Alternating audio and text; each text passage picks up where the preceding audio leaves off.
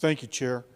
Yeah, my question's got to do with, okay, we're kind of like the mistress here now, and everybody knows that the shiny wears off eventually, and I'm thinking down the road of when we end up with a dirty dog of a stadium like they have in Oakland in 20 years, and the cost-benefit analysis makes the A's go looking for the next mistress. Why are we under Section 22.5, why isn't there a full clawback of public funds, or at least of the non-refundable transferable tax credits, so that we may have to tear down a stadium that's an eyesore on the Strip, and we should be able to be compensated for that. Thank you. Assemblyman Carter, for the record, Jeremy Aguero. So a few things to offer relative to that. I think first and foremost, we've talked a little bit about the non-relocation agreement, right?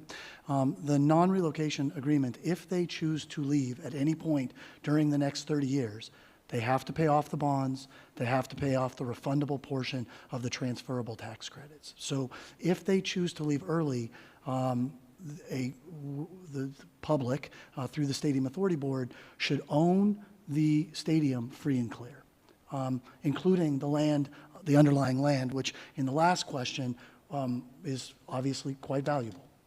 The second piece is there is a specific provision in the development agreement section that talks about the fact that the developer, the A's in this case, are required to maintain the standard of the building all the way through the lease.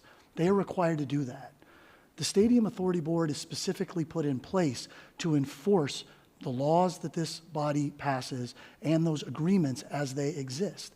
And the law specifically states that it is the A's responsibility to do that. They get called before the Stadium Authority Board every single year with a capital plan, and it is the responsibility of the Stadium Authority Board to ensure that that standard is upheld. And they have, even though there are specific capital requirements and capital contributions, they are required to meet that standard all the way through the end of that 30 years. Now, you make a really good point about the fact that assets age over time. There's no doubt about that.